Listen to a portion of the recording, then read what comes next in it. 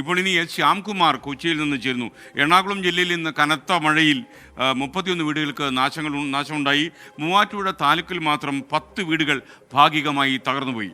ജില്ലയിൽ 2 ദുരിതാശ്വാസ ക്യാമ്പുകൾ പ്രവർത്തനം ആരംഭിച്ചു. കൂടുതൽ വിശദാംശങ്ങളുമായി ശ്യാംകുമാർ ചേരുന്നു. ശ്യാം, ഇപ്പോൾ എറണാകുളം നഗരത്തിൽ മഴയുണ്ടോ?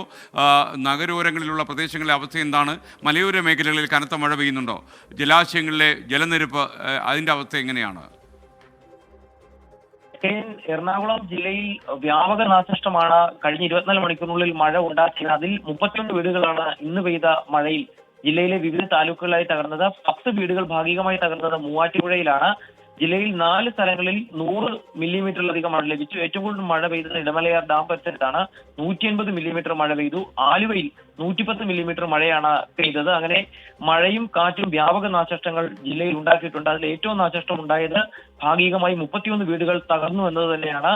ഇതിന് പുറമെ 2 ദുരിതാശ്വാസ ക്യാമ്പുകൾ, ഒന്ന് കളമശ്ശേരിയിലും ഒന്ന് പറവൂരിലുമാണ് ഇപ്പോൾ തുറന്നിരിക്കുന്നത്. ഈ 2 ദുരിതാശ്വാസ ക്യാമ്പുകളിലേക്കുമായി ആളുകളെ മാറ്റേണ്ട സാഹചര്യവും ഉണ്ടായിട്ടുണ്ട്. Thank you. ഇനി നമുക്കൊരു ഇടവേള പോകണം. ഇടവേള പോകുന്നതിന് മുമ്പ് ഒരു കാര്യം കൂടി പറഞ്ഞോട്ടെ.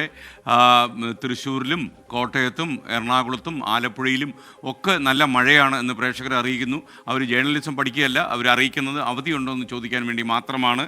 അപ്പോൾ അവരോടൊക്കെ ആയിട്ട് ഞാൻ പറയുന്നത്, നിങ്ങൾ 4 ജില്ലകളിൽ മാത്രമേ അവധിയുള്ളൂ. വയനാട്, കോഴിക്കോട്, ഇടുക്കി, 4 ജില്ലകളിൽ, അതായത് വയനാട്, കോഴിക്കോട്, പാലക്കാട്, ഇടുക്കി, ഈ 4 ജില്ലകളിൽ മാത്രമേ അവധിയുള്ളൂ.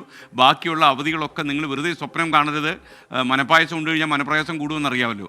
ഒരു ഇടവേള കഴിഞ്ഞ് വരുമ്പോൾ നമുക്ക് തിരുവനന്തപുരത്തെ ലിഫ്റ്റിൽ ഒരു മനുഷ്യൻ കുടുങ്ങിപ്പോയില്ലേ, അദ്ദേഹത്തിൻ്റെ കാര്യങ്ങളിലേക്ക് കടന്നു ചെല്ലാം ബ്രേക്കിന് ശേഷം.